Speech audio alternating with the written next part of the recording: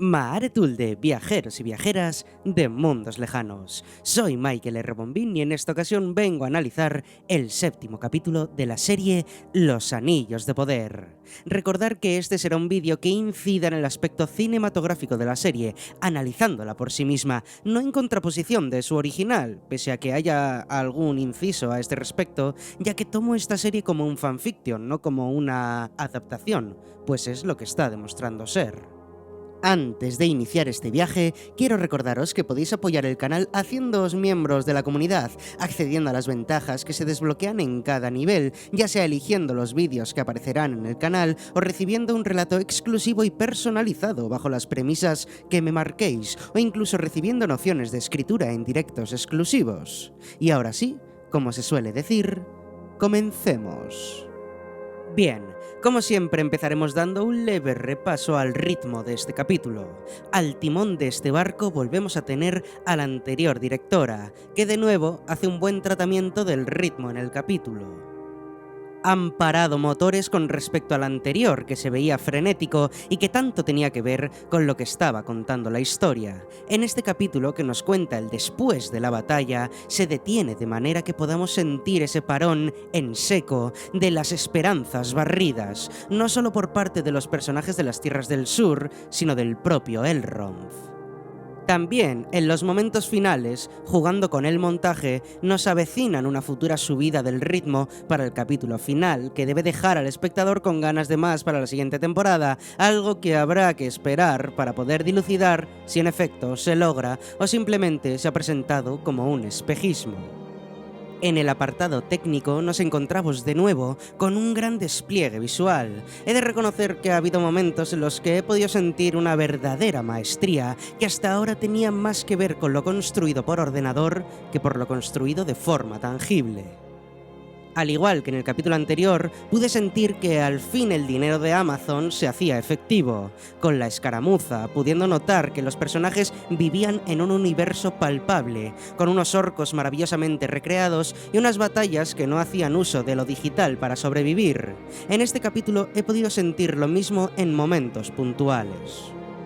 A este respecto, se podían notar esa pretensión de mostrarnos el horror tras la explosión del volcán y que fuera un horror en el que los personajes realmente estuvieran inmersos, que pertenecieran al mismo lugar.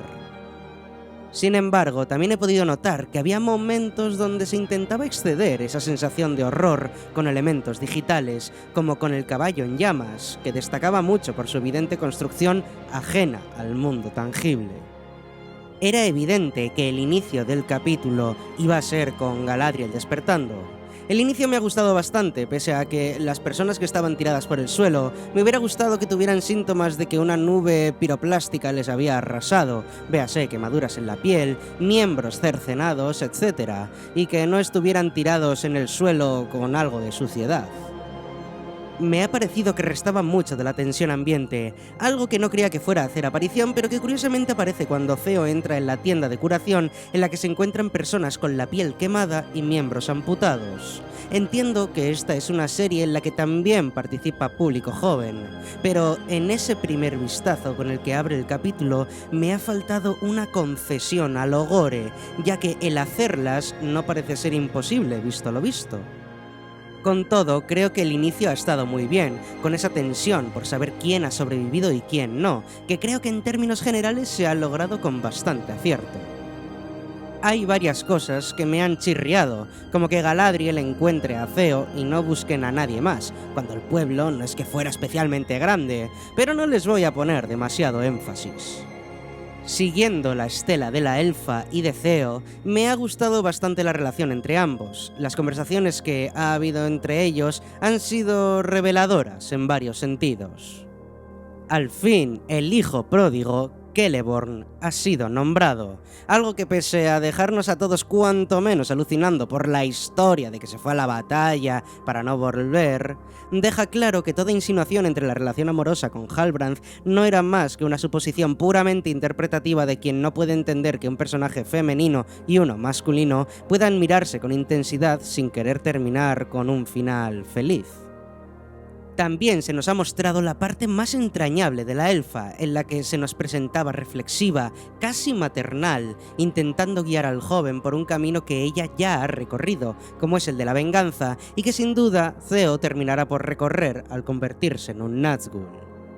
Esta sensación de la Galadriel calmada llega a su cenit cuando se encuentra con los hombres heridos y habla con Miriel, en el que vemos que la elfa es reprendida por la reina cuando le dice que no malgaste su compasión con ellos. Sin duda, el mejor capítulo con respecto a Galadriel, que termina por ser el vehículo para que Halbrand llegue a Lindon, pues necesitaba medicina élfica y que deja la puerta abierta a que si es Sauron pueda ayudar a Celebrimbor a crear los anillos. Una herida con un nivel de conveniencia que se sale de la gráfica.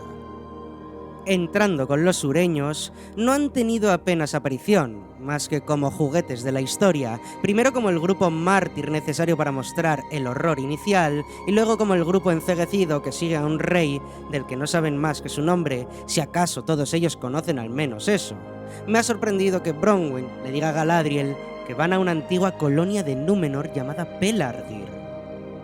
Dejando a un lado que no nos han hablado de asentamientos númenorianos en la Tierra Media y que pese a que todo es un batiburrillo, si hacemos hincapié en el canon, sin duda el Isildur que se quedó encerrado bajo los tablones terminará siendo rescatado por su caballo y acabará en Pelargir, iniciándose con él la instauración de Gondor.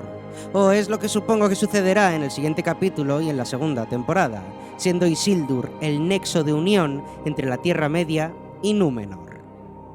Y por inercia nos dirigimos con los Númenóreanos. Su primera aparición con Isildur salvando a Valandil con intercesión de Miriel me ha gustado. Daba esa sensación de caos pero unidad, que se tambalea con la aparición de Ontamo muerto. Hay varias cosas que me han sorprendido para bien en este capítulo en cuanto a los personajes de Númenor. La primera es que haya muertes, desapariciones y pérdidas. En este sentido, tenemos un Ontamo muerto, un Isildur desaparecido porque es evidente que no está muerto, y una pérdida como la vista de Miriel. El personaje de la reina regente creo que se ha vuelto mucho más poliédrico con este capítulo, ya que el anterior no pasaba de ser una simple espectadora del conflicto. Aquí, sin embargo, incide en la trama e incluso se define más aún con esa ceguera que no quiere que los demás vean por miedo a contagiarles un atisbo de debilidad en un momento tan delicado. Elendil, por otro lado, pese a que su personaje creo que tiene un papel importante y más o menos acertado, he podido ver en el actor que lo interpreta unas carencias similares a las de Theo, y que visto lo esencial de su personaje, me temo que lastrará parte de la historia futura. Quizás sea un problema de dirección de actores, pues es en el único capítulo que he notado esas carencias al actor, aunque me temo que este era el único capítulo en el que se le ha podido exigir un registro más forzado, y no ha dado la talla. Entrando con la historia de los pelosos, he de reconocer que, como ya expresé en mi análisis del capítulo 5, me está interesando más, no por ellos, sino por el hombre del meteorito. En cualquier caso, al fin parece haber alguna consecuencia en su historia. Para empezar, me ha escamado de forma muy destacable el que su parte comience con Nori cantando, como si su última aparición en la que salía corriendo y llorando por culpa de meter sus narices y en concreto su mano donde no la llamaban, ni tan siquiera hubiera ocurrido. De nuevo, esto pone en manifiesto que la historia de los pelosos adolece de no encontrarse con consecuencias remarcables, pese a que por fin, en el final de este capítulo, podamos encontrar una pseudo consecuencia que para mi gusto se queda pobre, pero que al menos es algo. De nuevo, como es costumbre, el hombre del meteorito intenta ayudar, y en este caso la hermana pequeña de Nori, que parece haber sacado de ella lo de meterse donde no le llaman, es la que se entromete en mitad de un poder que evidentemente no entiende y cuyo peligro debería ser evidente para cualquiera de los pelosos que están a menos de 2 metros de distancia. Eso sí, después todos le miran con cara de reproche al mago, porque se ha roto una rama. Vamos, que mi capacidad para empatizar con los pelosos no es que sea nula, sino que es negativa, véase, que empatizo con quienes le hagan daño, algo que me atrevería a decir que no se quería conseguir. Quizás Shadok, el peloso de color, es con el único con el que tengo un mínimo de afinidad, porque es el único que no parece ser un peluche sin sentido crítico y con algo de sesera, y porque ha protagonizado la mejor escena de los pelosos hasta ahora, que es la lectura de los nombres de los caídos. Algo que me enerva especialmente de los pelosos es que ellos mismos parecen creerse la idealización de su propia raza.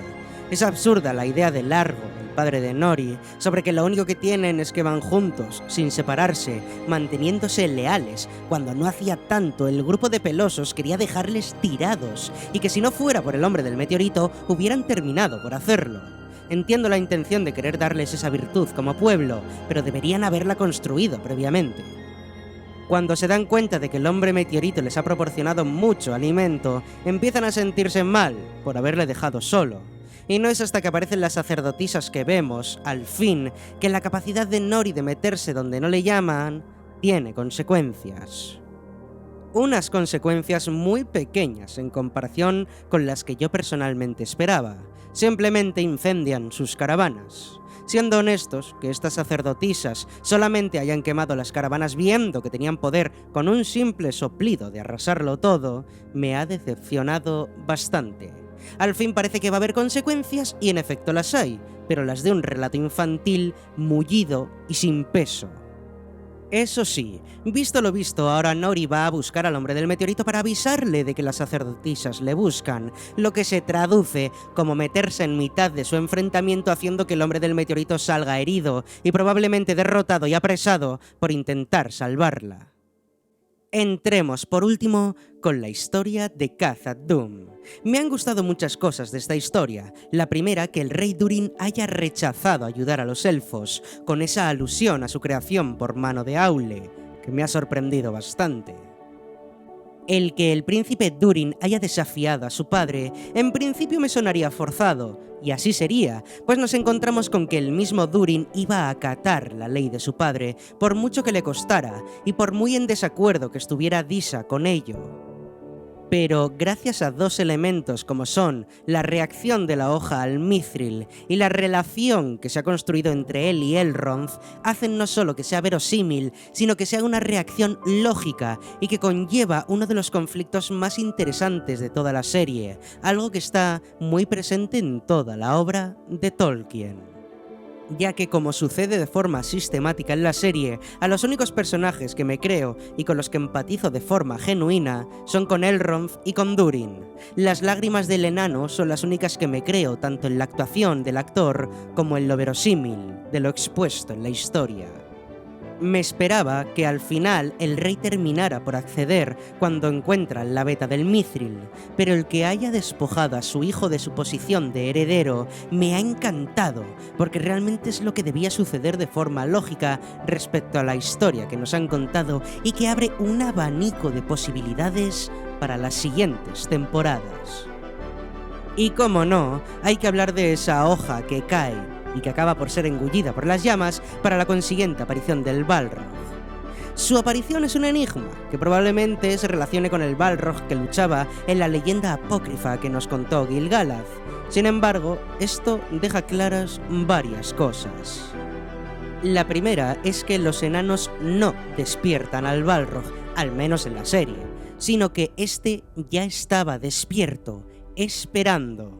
Porque sinceramente, si el ruido de la hoja cayendo es lo que le despierta, es de oído fino, y seguramente los martillazos y los temblores previos por parte de los intentos de Durin por llegar al mithril le hubieran despertado mucho antes. Por lo que diría que más que algo dormido, es algo que está expectante, como un guardián del mithril, para que nadie se haga con el poder que podría desafiar a la sombra. Esto es algo que tendría mucho sentido dentro de la lógica expuesta en la serie, dándole al mithril esa entidad divina, y al Balrog esa contraparte maligna. La segunda es que el hombre del meteorito no será el Balrog, pese a que muchos hayan insistido en esa idea. Nos ha quedado claro que el daño de Durin aparecerá como muy tarde en la segunda temporada, y que más que un ser aletargado o que tenía su guarida allí por casualidad, es un guardián a la espera.